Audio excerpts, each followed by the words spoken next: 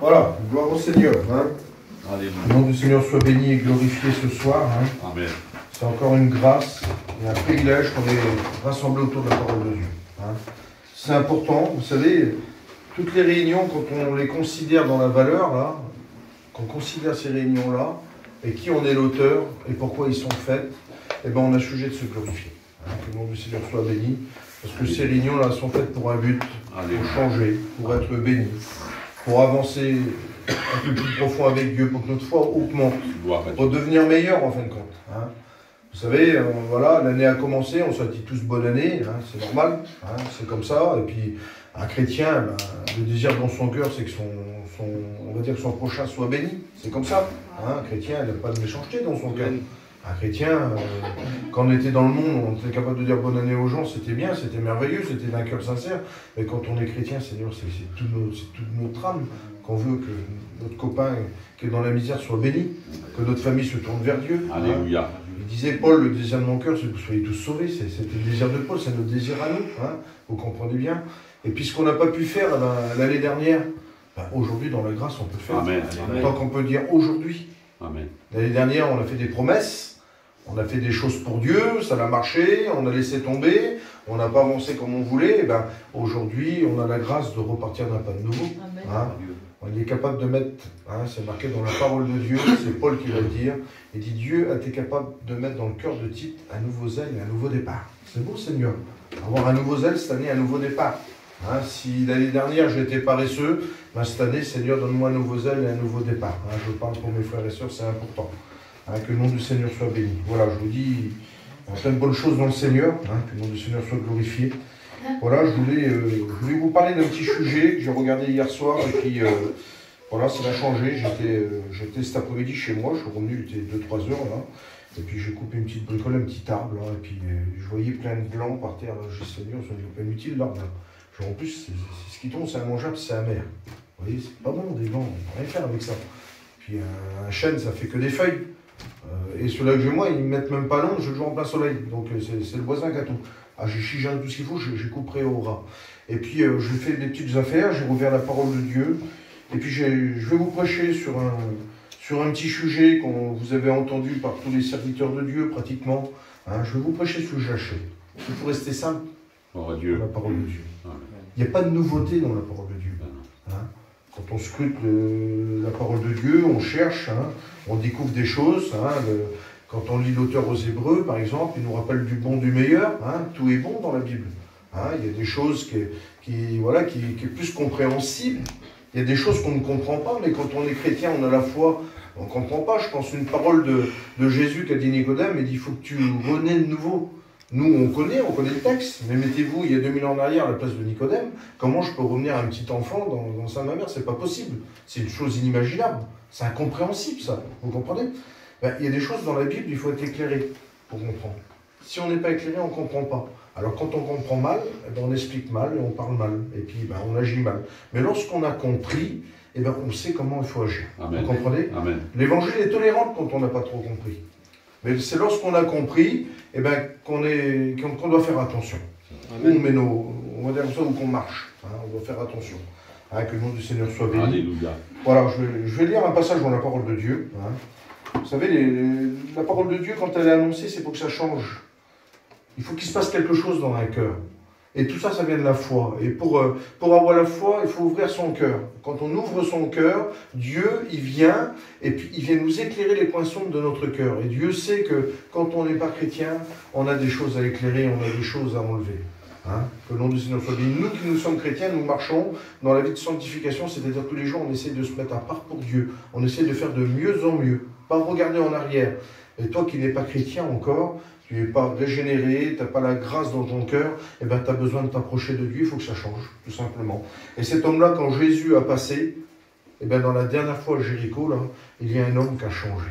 Hein, vous comprenez? Et on va voir cette petite histoire. Je vais vous parler un petit peu de Jéricho, je vais vous parler un petit peu de l'arbre où il était, hein, et du personnage de Jachée. Hein. Il y a 2-3 petits points, c'est très simple. Moi je vais parler comme si je parlerais à un petit enfant, comme si je parlerais à mes petits, hein, vous voyez? C'est ça l'évangile. Il faut être simple pour comprendre. Si on met des choses compliquées, que je vous parle des choses en hébreu ou en grec, c'est bien pour la connaissance, mais vous ne comprendrez pas. Il y a des gens qui ne comprennent pas ce que c'est un publicain, il y en a qui ne savent pas. Ben, je vais vous l'expliquer. Il y a plein de choses qu'on peut expliquer, des petits points. Hein. Nous, on sait à peine lire et écrire, on ne comprend pas tout. Hein. Alors je lis le passage dans la parole de Dieu. Hein.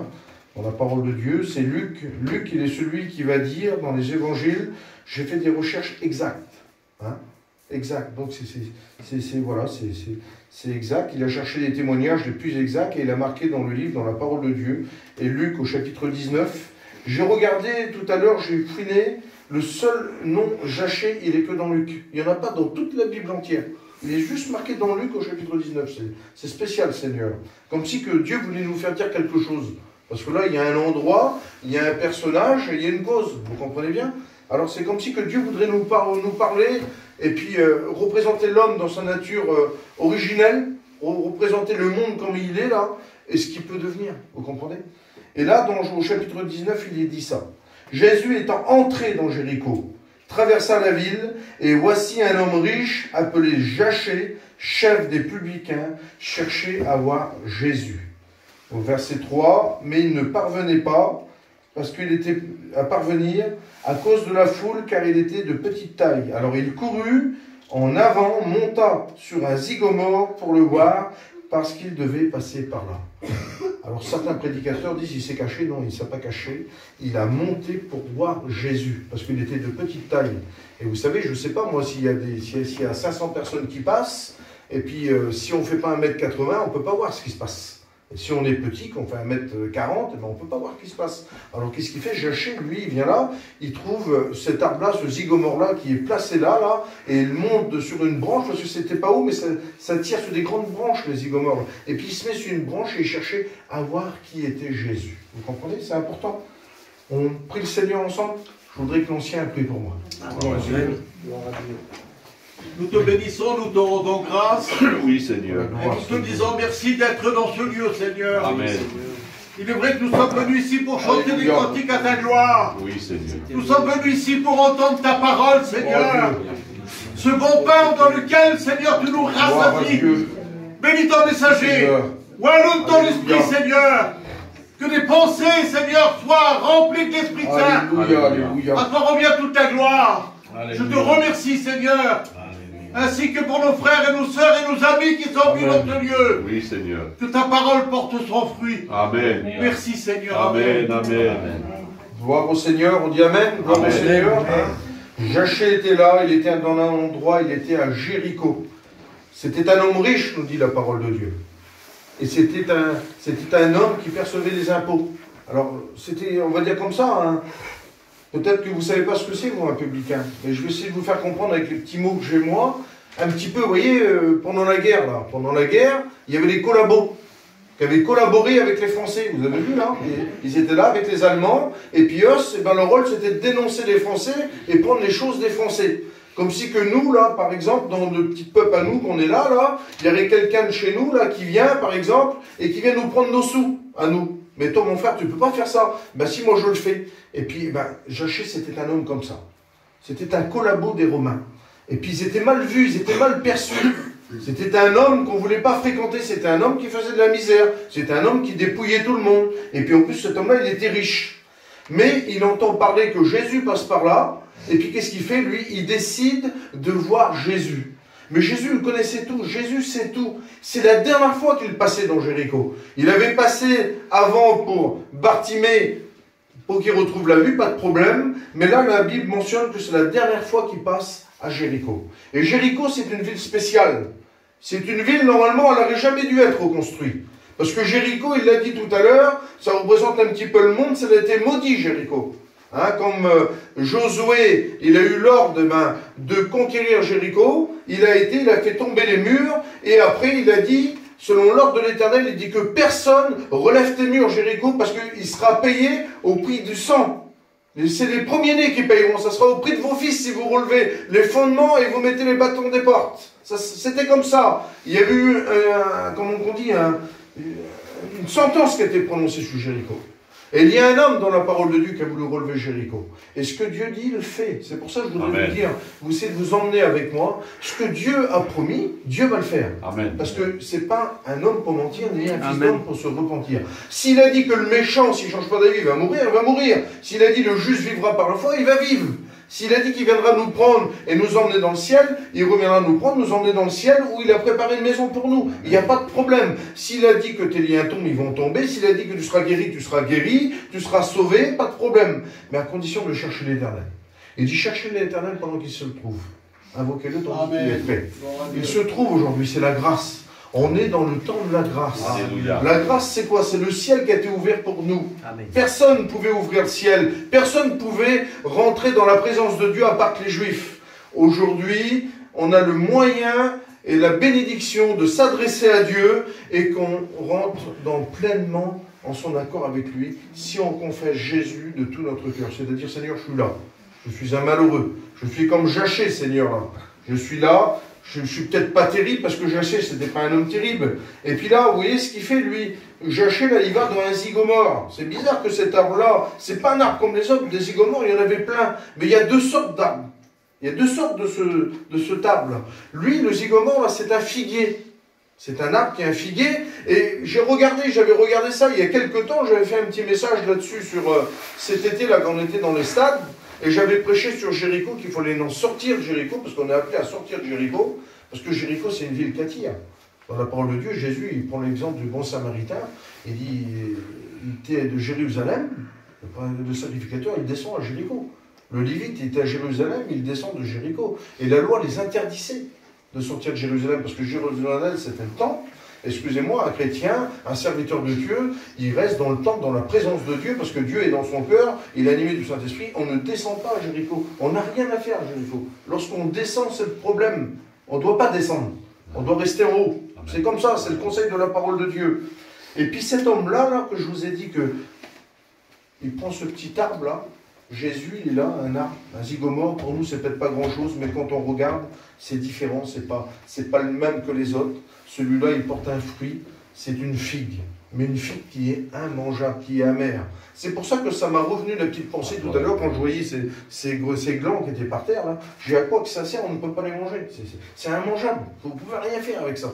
Rien d'essayer, j'en ai goûté des dizaines de fois, c'est immangeable, même grillé, on ne peut pas les manger. C'est une chose terrible. Et bien, ce fruit-là, là, il représente un petit peu l'homme. L'homme, il était comme ce fruit-là. C'est un fruit, mais il est immangeable, il est amer, il est dur. Et l'homme qui n'est pas régénéré par Dieu, il est comme ça. Il est inconsommable. Je vous dis de la part du Seigneur. Parce que pourquoi? Il a le péché en lui, et aux yeux de Dieu, le péché en horreur.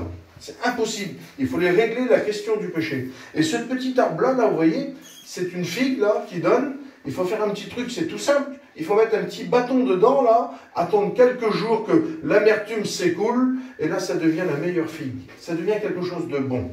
Alors, quand Jésus passe pour la dernière fois à Jéricho, là, qui voit Jachée dans l'arbre, et il savait qu'il était dans l'arbre, Jachée ne se cachait pas, il voulait voir Jésus, parce que pourquoi? C'était un fils d'Abraham. Jachée, c'était pas un païen, c'était pas un homme qui ne connaissait pas la religion.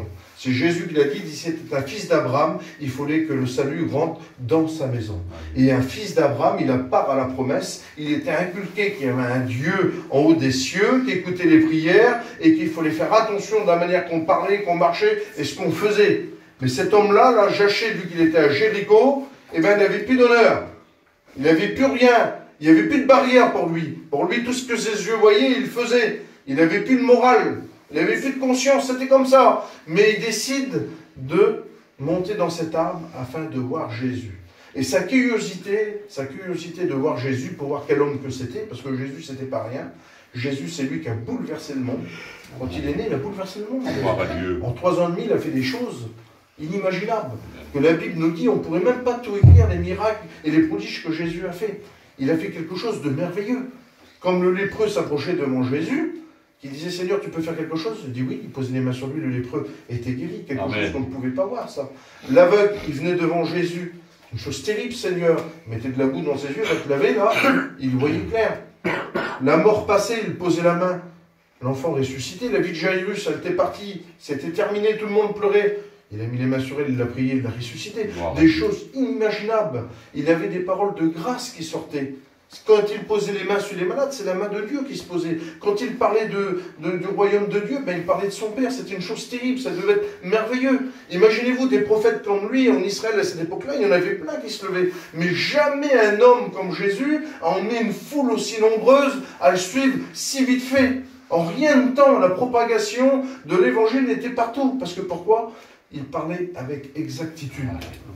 Parce que pourquoi? On a dit, jamais homme a parlé comme cet homme.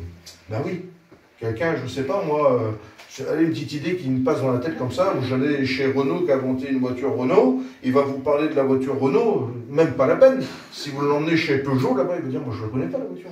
Je ne sais pas, mais la Renault, je la connais. Eh bien Dieu, il connaissait l'homme. Jésus connaissait l'homme parce qu'il était auprès de son Père.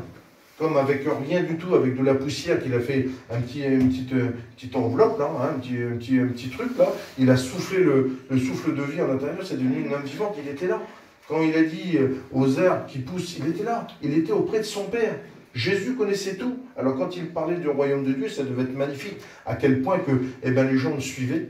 Et puis, Jachée, lui, il entend parler de ça. Il a entendu parler de ça. Il a entendu que le libérateur venait, que le Messie était là. Il l'a entendu parce qu'il y en a qui croyaient que c'était un prophète, mais il y en a qui croyaient que c'était le Messie, il y en a qui croyaient que c'était un sauveur, vous comprenez bien. C'était une chose inimaginable. Parce qu'il faut comprendre que là, à l'époque de Jachée, là, lui, il travaillait pour les Romains, et les Romains dominaient le monde. Ils étaient sous la captive du monde, là. Les Juifs étaient malheureux. Les Juifs, il fallait qu'ils étaient, toujours à se faire commander par les Romains, c'était une chose inimaginable, Seigneur. Comme pendant la guerre, là, que les Allemands, ils étaient dans les camps, vous n'avez pas le choix. Alors imaginez-vous, là, imaginez-vous, Jachée, comment qu'il était. Il était riche, mais pas de problème. Mais son petit peuple, ils étaient pauvres, ils n'avaient rien du tout. Alors quand il voyait à lui, il voulait le lapider à chaque coup, quoi.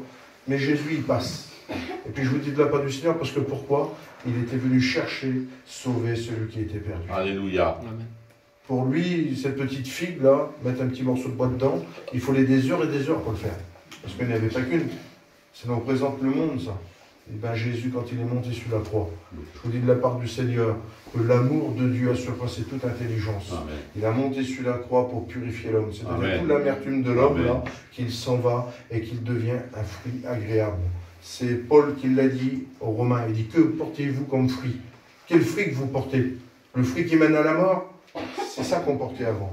Mais quand on est converti, on est régénéré par Dieu, c'est un fruit qui porte la vie, Amen. qui nous emmène au ciel. Et Dieu change tout et en tout. Quand la parole de Dieu est annoncée et puis qu'elle est prêchée, ça fait quelque chose dans un cœur. Vous êtes obligé, que vous voulez ou vous voulez pas, dans votre cœur, vous, il se passe quelque chose. Mais l'homme, il est dur, il ne veut pas se laisser bénir par Dieu. Il ne veut pas changer ses habitudes.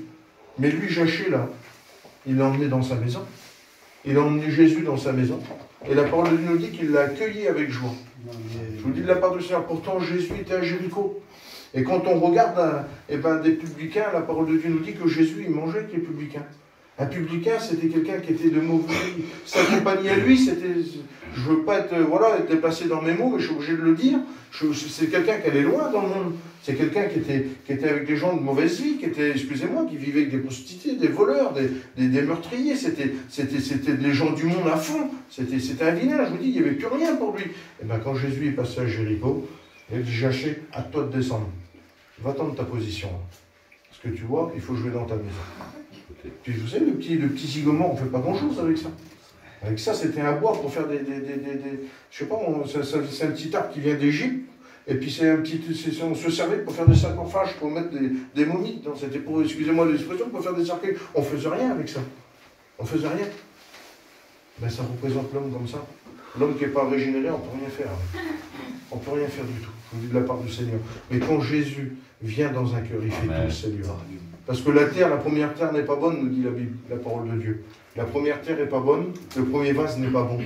Il n'a pas été réussi parce que le péché s'en a emmêlé. Et qu'est-ce qu'il fait, Dieu? Il prend le même vase, il le brise par terre. Je vous dis de la part du Seigneur, il prend la même terre, il la met sur le tour du potier, et puis dans ses mains, lui, ça réussit, il fait un nouveau vase. Amen. Un nouveau vase, pourquoi? Pour bénir. Un nouveau vase, pourquoi? Un vase d'honneur. Pour déverser une bénédiction à l'intérieur. Impossible de mettre une bénédiction dans un vase qui n'est pas refait dans les mains du potier. Vous savez pourquoi? Elle ne tient pas. La parole de Dieu nous dit que l'homme, il a le cœur comme une citerne crevassée. On a beau le remplir, il ne sera jamais rassasié. Vous avez vu les gens du monde? Ben, je vous dis de la part du Seigneur, et toi qui es dans le monde, tu le vois bien, tu ne seras jamais rassasié.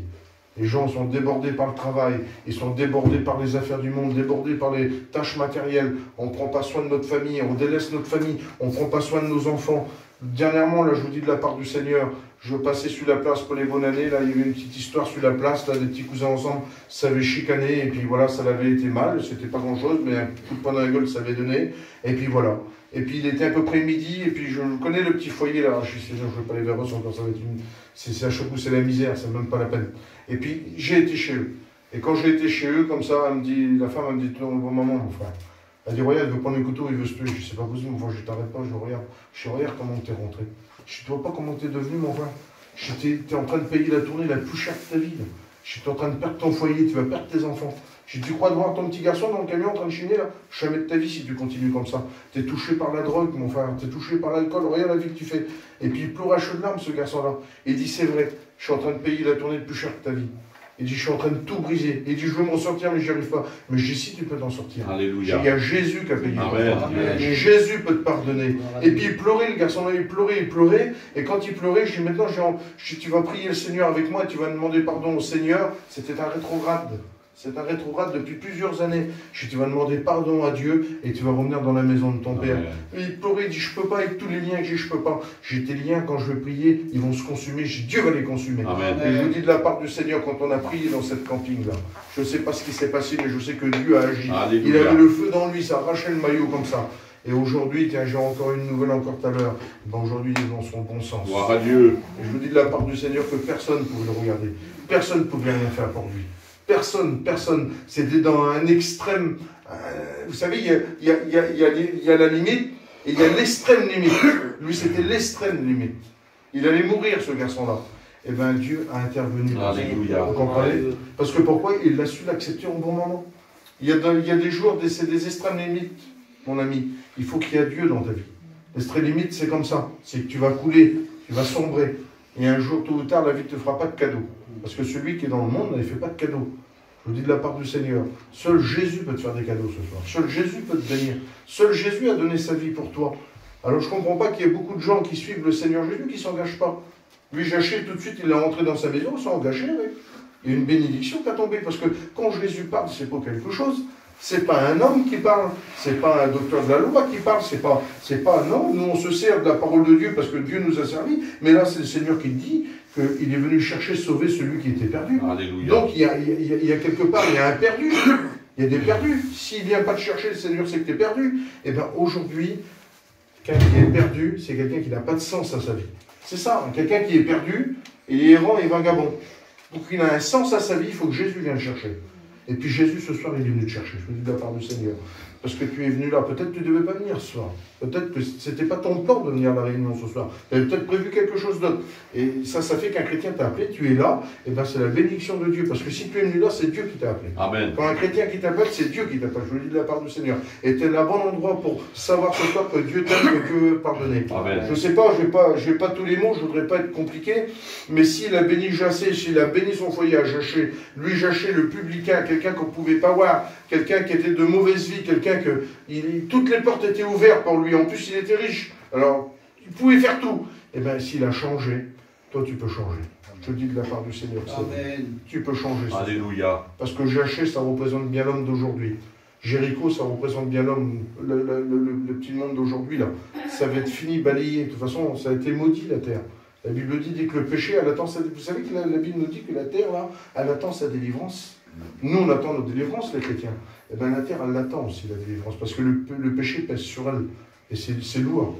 Eh bien, toi, tu as besoin de ta délivrance, je te dis de la part du Seigneur.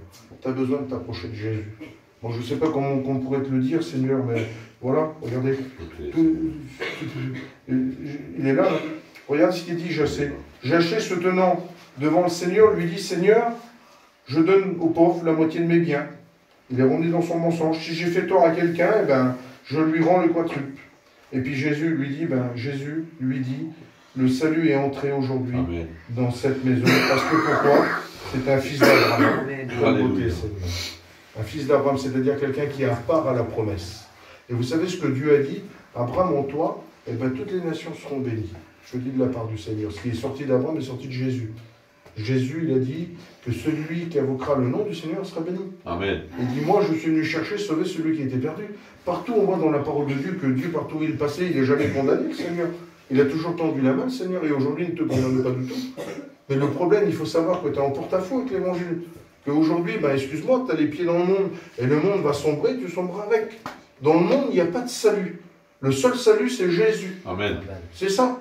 Moi, si j'ai accepté Jésus, comme il a dit Tony, c'est pas pour le suivre dans le monde, c'est pour aller au ciel. Amen. Vous comprenez bien, parce que dans le monde, j'étais bien dans le monde, ma chair était bien dans le monde, mais mon âme, elle dépérissait, mon âme était en danger, mon âme était emprisonnée par le péché là. Ben, Jésus, il est venu, il m'a libéré. Amen. Il a fait comme Jachère, il m'a libéré, je vous dis de la part du Seigneur. Parce que le Seigneur, tout pouvoir lui a été donné. Amen. Je vous dis de la part du Seigneur, c'est une chose terrible. Et puis quand on découvre les merveilles de la grâce, comme la vie change, avec la grâce c'est merveilleux, on ne voit plus les choses pareilles. Vous avez vu les gens qui se convertissent, qu'est-ce qu'ils disent? Seigneur, quand je reviens vers moi, je vois mon petit foyer, il est merveilleux. Je vois mon langage, Seigneur, elle a changé. Je vois ma vision, elle a changé. Mes pensées sont plus pareilles. J'essaie de racheter le temps. On travaille pour Dieu, on veut faire des choses pour Dieu. Parce que l'amour de Dieu est tellement grand, Seigneur, ben, on essaie de faire tout ce qu'on peut faire avec nos mains pour lui. Et bien c'est comme ça quand on est racheté par Dieu, qu'on est béni par Dieu. On travaille pour lui, on donne sa vie pour lui, parce que pourquoi? Ce qu'on a reçu dans notre cœur, on sait c'est pas avec de l'or, ni avec de l'argent, ni avec notre bonne manière de vivre, non, mais c'est la grâce de Dieu. Alléluia. Et vous savez que pourquoi c'est reçu par grâce, et c'est pas reçu par les œuvres? Parce que dans la grâce, on peut dire que merci à Dieu. Dans les œuvres, on serait capable de dire, mon frère, moi je l'ai fait.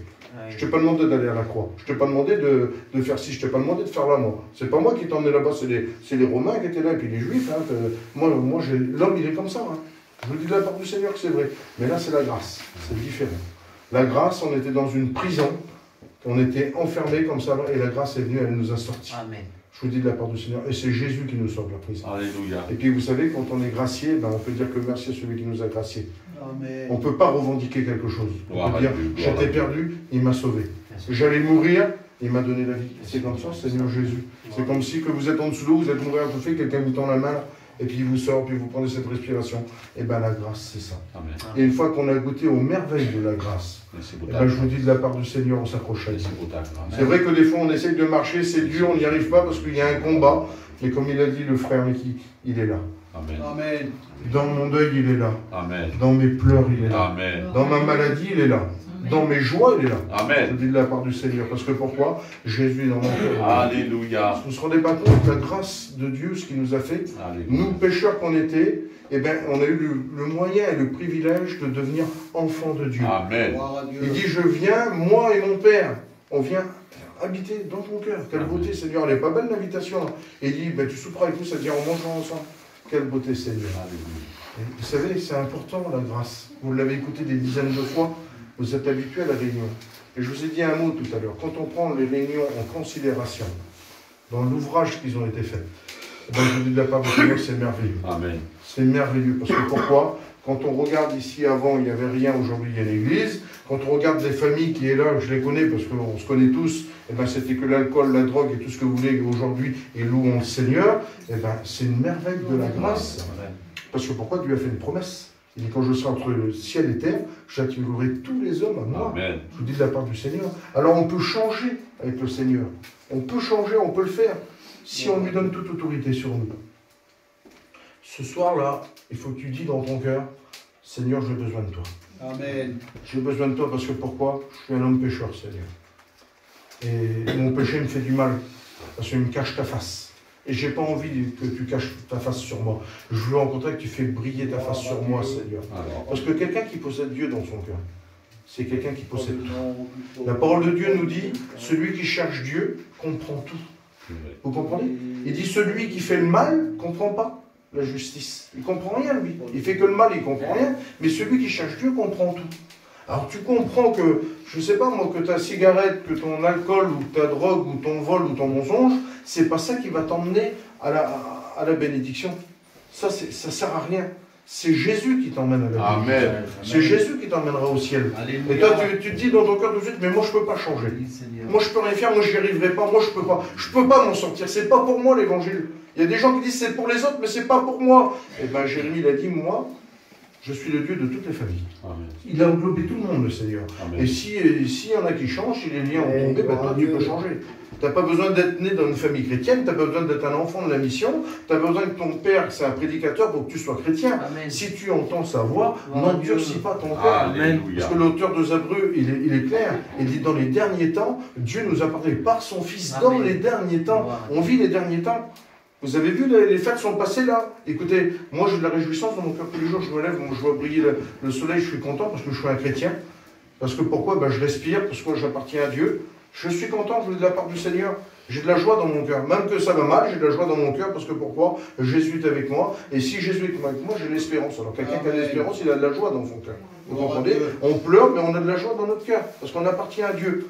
Eh bien, pour les Noëls, pour les fêtes, il y a plein d'inconvertis, je viens de Carré. Il y a plein d'inconvertis à Carré. Les gens disaient, j'ai jamais vu des fêtes aussi tristes que ça, j'ai jamais vu du monde aussi triste que ça. Bah oui, il n'y avait rien du tout, c'était pire qu'un jour normal, pire qu'un dimanche. Parce que pourquoi? Les gens n'ont plus de plaisir. Les gens ne sont plus comme avant. Le système du monde, là, ils renferment tout le monde, chacun chez soi, et il n'y a plus de joie, il n'y a plus rien, c'est terminé. C'est pour ça qu'on vit les derniers temps. Quand vous regardez autour de vous, les derniers temps, vous les vivez. Les gens ne prennent plus soin de leurs parents, c'est fini, ils ne prennent plus soin de leur famille, c'est terminé. L'autre est inimitié contre l'autre, l'autre est en guerre avec son frère, l'autre est en guerre avec sa soeur, et c'est comme ça aujourd'hui. Et c'est partout pareil. Alors dès qu'on boit un verre, c'est la zizanie. Mais avant, ce n'était pas comme ça. Des petits problèmes, il y en a toujours eu, mais jamais vers les voyageurs, vous avez vu laisser une parent sur une place ou un parent prendre soin, ça ne se faisait pas chez nous, ça. Jamais de sa vie. Ben aujourd'hui, on ne fait pas attention à ses parents. Aujourd'hui, on les met d'un côté, on les met d'un autre, ils sont là-bas, mais elle est bien là-bas, elle est au loin là-bas. Et c'est pas comme ça, la Bible déjà nous le défend, nous chrétiens. Et on n'a pas besoin que la Bible nous le dise. Avant, moi, Jésus d'amour, moi je voyais, nous, voilà, mes parents, ils avaient mon vieux papou, Sinda, il arrêtait de marcher de bonne heure, ben mon père faisait des tours, faisait des machins. Jamais on a laissé le vieux tout seul sur une place, c'était même pas la peine. On a toujours pris soin de notre famille. Et bien aujourd'hui, je vous dis de la part du Seigneur, les enfants sont rebelles aux parents. Ils sont tout seuls dans un coin. J'étais à Carré, là-bas, il y a eu une petite femme qui était là, je vous dis de la part du Seigneur que c'est vrai. Elle était toute seule, elle a peut-être 80 ans, cette femme-là. Elle est toute seule dans son camping là-bas, jamais de visite, jamais rien. D'abord, des fois, on allait la voir, on ne savait même pas si elle était toujours vivante, on allait la voir de temps en temps, la pauvre femme, Cinda. Plus de famille, plus rien. C'est comme ça aujourd'hui le monde. Le monde ne fait pas de cadeaux. Parce que pourquoi? Le monde devient méchant. Et les gens deviennent méchants. Alors pour s'en sortir, il faut devenir chrétien. Quand on devient chrétien, on possède l'amour de Dieu déversé par le Saint-Esprit dans notre cœur. Et là, c'est différent. On n'a pas le même regard, on n'a pas la même pensée, on n'a pas la même vision de voir, je vous dis de la part du Seigneur. Le mal, on ne l'appelle pas bien, on l'appelle mal. Et le bien, bon, on dit merci Seigneur. Alléluia. Il faut que tu comprennes qu'aujourd'hui, tu vis les derniers temps. C'est pas toi qui vas t'en sortir, tu t'en sortiras pas. C'est avec Jésus que tu vas t'en sortir. Amen. Lui, Jaché ne pouvait pas s'en sortir. Jamais le salut aurait pu rentrer chez lui avec son or, avec son argent, avec la position, même que c'était un publicain, même que c'était un ami il avait peut-être des, je sais pas moi, des généraux, il connaît peut-être des messieurs haut placés, mais c'est pas ça qu'a fait venir le salut dans sa maison. Le seul qui a pu venir dans sa maison avec le salut, il s'appelle Jésus. Amen. Il dit à toi de descendre, Jaché. Il fallait qu'il descende parce qu'il faut jouer dans ta maison. C'était pas la maison de l'autre, c'était la maison de Jaché. Et bien toi, il faut qu'il vienne dans ta maison. Moi, il y est dans la mienne, Jésus. Mes frères et sœurs, il y est. Mais dans la tienne, il n'y est pas parce que tu n'appartiens pas à lui. Aussi, peut-être que, voilà, je ne veux pas parler, je connais les différents couples qui est là. Mais la parole de Dieu nous le dit, Luc 17, un sera pris, l'autre sera laissé. Un ira au travail, l'autre sera pris, l'autre sera laissé. Tu ne te rends pas compte, imagine-toi, tu es là, tu ne te convertis pas, tu aimes bien Dieu, tu as des sentiments dans ton cœur, et puis d'un seul coup, un matin, tu te réveilles, ta compagne, elle est partie à côté de toi. Là. Tu crois qu'à sa lever de bonheur, tu n'as pas fait attention, tu entends des cris sur la place. Tiens, l'autre est parti, il n'y a plus personne. Les chrétiens sont partis. Et toi, tu es là, tu dis, Seigneur, j'ai loupé ce rendez-vous. J'ai loupé le rendez-vous qui était inloupable. Parce que celui-là, tu ne pourras pas le louper deux fois. Une seule fois, c'est fini, c'est terminé. Des trains, tu peux en louper des dizaines. Et ce train-là, il ne faudra pas que tu le loupes. Je dis de la part du Seigneur. Parce qu'il passe dans ton foyer et il faut prendre le ticket. Amen. Il faut que tu aies ta place pour aller au ciel. C'est important. Parce que lorsqu'il va passer, on ne sait pas. Jésus dit, peut-être ça sera au champ du coq, peut-être au milieu de la nuit, peut-être au matin. On ne sait pas quand est-ce qu'il donne 4 faces, on ne sait pas quand est-ce qu'il va venir le Seigneur. Et il dit préparez-vous. Il faut se préparer, et pour se préparer, il faut être un enfant de Dieu. Et là, on se prépare. Alléluia. Et puis on est prêt. Et lorsqu'on est converti, qu'on se baptise, on est prêt. On est prêt à l'enlèvement, je vous dis de la part du Seigneur. On est prêt, on attend le maître. C'est important, Seigneur Jésus, que ta vie est en danger. Je ne sais pas combien je vais te le dire, mais je sais, il a su l'intercepter. C'est la dernière fois qu'il passait à Jéricho. La dernière fois. Eh bien, pour la dernière fois, Jésus savait qu'il y avait quelqu'un qui avait besoin de la grâce de Dieu. Il s'appelait Jaché. peut-être aujourd'hui, là, ce soir, là, il sait que toi, tu as besoin de la grâce du Seigneur. Et il vient encore te chercher. Parce qu'il dit, je suis venu chercher, sauver celui qui était perdu. Amen. On prie le Seigneur ensemble. Amen. J'espère que j'ai été clair de la part du Seigneur. J'avais plein de choses à dire, mais j'ai laissé parler mon cœur. Et puis je pense que le Saint-Esprit est bien meilleur prédicateur. Moi, je sais même pas où je prends la force pour prêcher, c'est lui qui me la donne, moi je ne peux rien faire. Je suis incapable de faire quelque chose. Mais le Saint-Esprit, il est capable de changer ton cœur tout de suite, un instant. Mais si tu entends sa voix, nous dit la parole de Dieu, n'endurcis pas ton cœur. Tu veux être un citoyen du ciel, tu veux être un enfant de Dieu, donne ton cœur au Seigneur. Alléluia. C'est simple. La proposition t'est donnée ce soir. Donne ton cœur à Dieu et tu verras le ciel. Je peux te dire mieux, moi. Mais il dit, mon juge vivra par la foi. La foi, c'est quoi? Seigneur, je te donne mon cœur. Il dit, Pierre, dit, vous croyez sans l'avoir vu. Vous l'aimez, vous ne l'avez pas vu en cœur. Mais il dit, vous serez sauvés au prix de votre foi. Vous obtiendrez le salut au prix de votre foi. Il dit, parce que vous avez des joies glorieuses, alléluia. Et bien, au prix de ta foi, tu gagneras le ciel. C'est quoi ma foi? De croire que Jésus peut te changer, peut te transformer tout de suite dans ta chose. Qu'il peut te sauver, il peut t'emmener au ciel en un instant. C'est ça la foi. La foi qu'il est mort pour moi, mais qu'il est ressuscité pour ma justification et qu'il viendra me prendre. C'est tout simple, c'est ça la foi. Alléluia. On croit que le Seigneur, il est mort sur la croix, qu'il est ressuscité, qu'aujourd'hui, je dis Seigneur, voilà, je suis pécheur, moi. Je veux t'appartenir. Ça, c'est la foi. De demander, de parler à Jésus, c'est la foi. Alléluia. On prie le Seigneur ensemble.